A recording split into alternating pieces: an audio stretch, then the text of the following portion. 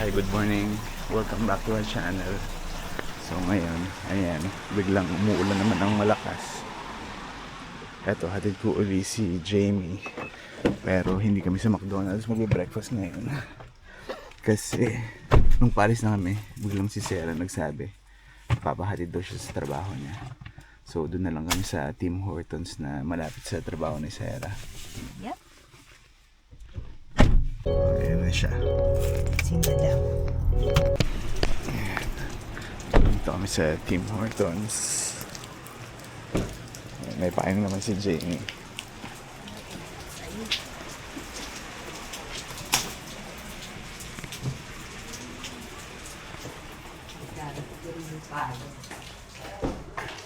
Nagamit ko rin ng bayad sa ulan. Hindi sa init. Ayan, maiba lang. Ito yung mga orders namin. Ito, hot chocolate. Ano sa'yo? Fresh vanilla, Ito ang dalawa. apple fritter, tsaka sausage wrap, farmer's wrap. Kanina yan. Isa, Akala ko sa'yo. may guest tayo. Kaya nga eh. Pero yung guys natin ito, nag-washroom lang. And since ayaw rin naman niya nagpapakita sa video. Parang ganun. Pinag-uusapan kasi namin Jamie kung anong pwedeng gupit kay Enzo. Kasi yung batang yun, masyadong curious. Ayun, ginupit yung buhok niya. Pangit tuloy. Mamaya, pakita ko na lang sa inyo kung ano ginawa niya sa buhok niya. Tapos kagabi, bago siya matulog, sabi niya, Mommy, when will my hair come back? Grow back daw. When will my hair grow back? Sabi ko, naku, matagal pa. Baka pag pumasok ka na tsaka lang hahaba. Sabi, oh no! Sabi niya. Hello, good morning everyone. So ito, dito kami, tapos na kami mag-breakfast. On the way na kami papunta sa work ko. Ayan. So, natin na namin si Sarah sa trabaho rin niya. So, it's been 1 week na since nandito nga yung parents ko. And so far, hindi pa kami nakakaikot. Kasi nung Sunday nga, yung first full day nila dito. Wala, natulog lang sila na natulog. And then, yun, may mga learnings lang kami this past few days about sa parents ko. Kasi syempre, no first day, excited kami na nandito sila. So, parang kumain kami sa labas and binili namin lahat ng gusto nilang kainin. And yun, yung first day nga namin, nung Sunday, kumain kami sa Congee Queen. Dinner na yun. So pag uwi, ayun, sumama yung pakiramdam nila. Dahil yung pala, hindi sila kumakain ng ganoon na karami kapag dinner time. So usually daw, mas heavy yung kinakain nila kapag lunchtime, di ba? So kapag lunchtime, Parang brunch na siya. kaya ngayon, medyo minamanage namin yung pagkain namin. Yun nga, mas binibigatan namin yung sa lunch nila. Pero pag sa dinner, yun light na lang. Minsan nga, yung binili namin na sioma, yung hakaw, yun na lang yung kinakain nila kapag dinner. Type naman nila eh. Pero yun nga, isa pa, hindi rin kami masyado nakaikot this past few days. Kasi yun nga, may heat warning. So, parang almost 45 degrees from Monday ata until yesterday, Friday. So mamaya subukan namin na makalabas, or kung hindi man mamaya, baka bukas. Pero for sure bukas aalis kami dahil bukas nga nakaset yung get together namin with dun sa mga yung ka-intercity nga namin. So mamaya aasikasuhin ko lang yung in-order namin na pagkain na to make sure lang na meron kami pipick upin bukas kasi yun nga i-share namin. And then mamaya sunduin ko nga si Jamie. Tapos most likely mag-grocery lang kami sandali bago kami umuwi. Time check, 8:49 AM.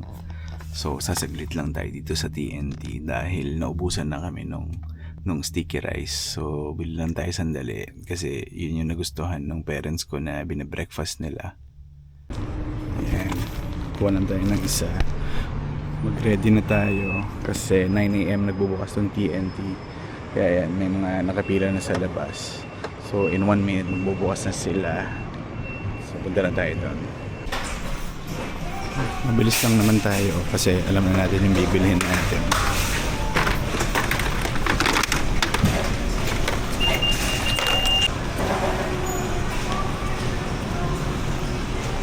Sana meron na. Yun, mukhang meron naman. Ito kasi wala pang laman.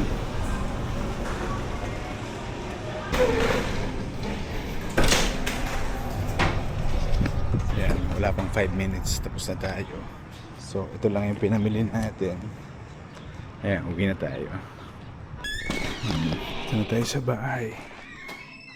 Yan, ini-steam na natin yung sticky rice. Sarap. Sarap. Yan, ito si Enzo. Gusto na magpagupit. Oh, show them what you did to your hair. Look. Got it! Tingnan mo, ano nangyari dyan, no? Time check, 3:44. So in a few minutes, alis na rin ako. Sundin ko si Jamie. Kaya naligo na rin tayo. Kanina nga sinamahan ko kumain yung magulang ko. And then after that, siguro, nagkwentuhan lang kami sandali. And then nabanggit ko nga sa kanila yung plano namin bukas na pupunta nga kami sa bahay nila Kuya Ali. Pero yun, nagsabi nga sa akin daddy ko na kung pwede nga raw na hindi na sila sumama dahil maghapon kami doon. Kasi yun nga yung naging routine nila rito after kumain. Yun, bumalik sila sa kwarto nila para humiga at matulog uli. And then kanina nga si Enzo nga nagpagupit na sa akin. So hinabol ko lang yung pinaka maiksing buhok niya kasi yun nga yung ginupit niya. Kaya parang halos kinalbo ko na siya. Kaya sobrang iksi na ng buhok niya. So mamaya pakita ko na lang sa inyo. As usual, naglabang nga tayo and then nagtupi tayo ng damit. So mamaya wala tayong gagawin. So ngayon susunduin ko nga si Jamie. Tapos mag-grocery lang kami and dahil yun finally naubos na nga namin yung mga tira-tira pagkain namin. And then susunduin namin si Sarah. So ayan, alis tayo.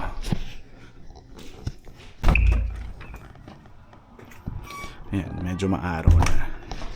And then kanina nga, binawasan ko ng hangin yung gulong ng sasakyan ko. Kasi mainit na nga. Dahil usually kapag malamig, bumababa yung tire pressure. Pero kapag umiinit, yun, tumataas naman yung tire pressure. Pero since mainit nga the past few days, yung recommended kasi niya, parang 36 PSI. So, tumataas nga siya ng mga around 40. Tapos habang tumatakbo, tumataas pa siya ng mga around 41, 42. Kaya binawasan ko na uli kanina. Nilagay ko na lang uli siya dun sa recommended na 36 PSI. Ayan na si Jamie. Hello Philippines and hello world. Hindi ako nakapag-launch, kaya Bakit? hindi ako nakabili ng salmon. Okay. So, saan tayo Bili na lang pupunta? tayo. Saan nga ba tayo pupunta? No frills or wherever? Oh, sige, tingnan natin. O dito na lang. Ikaw, pwede rin. O sige, tingnan mo natin dito. Hindi. Ayan, nag-withdraw lang si Jamie. Dahil pick upin nga namin na pagkain bukas. Cash lang kasi siya. So ngayon, nandito kami sa may P-Trust. In fairness, wala masyadong tao. And then, ang daming available na parking slots. Pero hindi ko na nilipat. Tamad lakad na lang tayo. Oo, lakad na lang tayo. Nawala sa isip ko, sunod pa mala namin si Sarah. Dahil anong oras pa lang, 6 o'clock pa yung off niya. Ano yan? Ang color, spinach. Ang dami naman, maubos ba natin yan? Ilagay din natin konti sa ano. Dagdag na lang natin sa... Ikaw, pwede naman. Si... Mura. Si Sarah din mahilig sa spinach. Radish, 98 cents. Kasi si Jamie magluluto ng sinigang na salmon mamaya. Nilagyan ba ng radish yung sinigang? Ayan, bili tayong konti nito. Gusto ko kasi ipatikim sa magulang ko to. Although hindi siya ganun kamura. 1.79. Kasi nabibili natin sa TNT kapag naka 8.99 eh. Pero ito, bili tayong konti lang. Ayan, dito na kami sa seafood. Sina-check lang ni Jamie kung magkano yung fresh versus dun sa frozen. Salmon belly, 3.99 per pound. So, ano gusto mo? Ito na lang? Yung salmon belly, tapos yung salmon fillet. Sige. Ayun nga. Kaya mo kung magkano.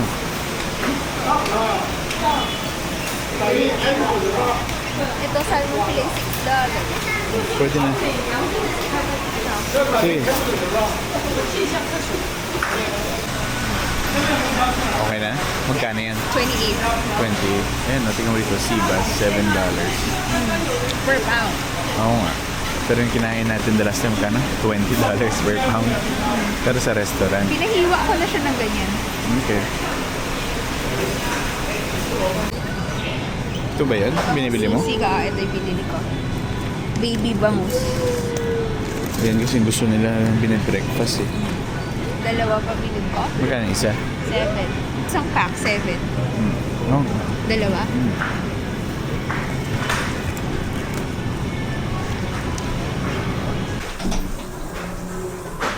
Bako naman dito. Ba't may ganyan? May barbecue. Ito na yung pinamili namin. Pero ngayon di namin alam kung saan kami magkikiling time. Kasi wala pang 5 p.m. Saan tayo punta? Sige. Ito, umuwi na lang kami ng bahay para masimulan na raw ni Jamie yung lulutuin niya na sinigang. Tsaka iwas temptation. Kaya nga para iwas gastos. Yan, pakita natin kung ano yung tsura ni Enzo. Enzo! Come here. You show them your new look. And it kind of looks ugly. No, Does it's okay. Does it look ugly? No. Oh, yan, halos kinalbo ko na siya. I'm almost bald Yeah. because of you. You're my little Shaolin. I'm a little coconut. I look like a watermelon. Yan. Ito yung binili namin orange. Sarap. Sarap. Yan, nakigulo na itong dalawa. Good? 6 o'clock na. Late na ako. Kailangan ko na sundin si Sarah. Hindi na ako sasamahan ni Jamie kasi ito, hindi pa siya tapos magluto. Ano na ba? Pinapakuluan mo na lang yan? Dinuluto ko yung mga gulay. Kasi yung salmon, mabilis lang. Ito, hindi mo nasama? Sasama ko yun. Pagkakulapin mo, labanos mo. So, para pag uwi namin, kakain na kami sabay-sabay. First time ko magluto. Nito. Bakit ang dulas? Sige. Good luck. Ayan, maaraw na talaga. Pero bukas, sana hindi naman umulan. Dahil dun nga kami sa outdoor lang, dun sa backyard nila Kuya Ali. So, hindi naman natin kailangan magmadali. Kasi si Sarah naman, although hanggang 6 siya, minsan mga 5 minutes after, tsaka siya nakakalabas ng trabaho. Yan si Sarah. Ayan, mukhang luto na. Maluto na? Okay na yan, gutom na ako eh. Eto, ba't mo sinama? Hindi ka na kasya eh. Mamaya na lang. Pag nabawasan, lalagay ko lang.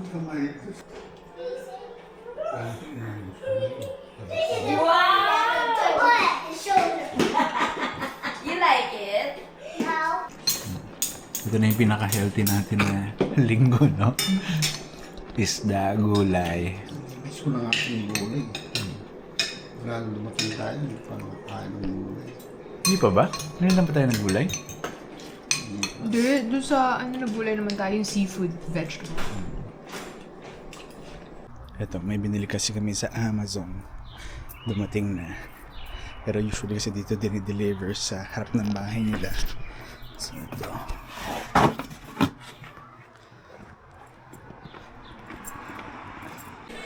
Tingnan mo, natutupi pa lang ganito eh.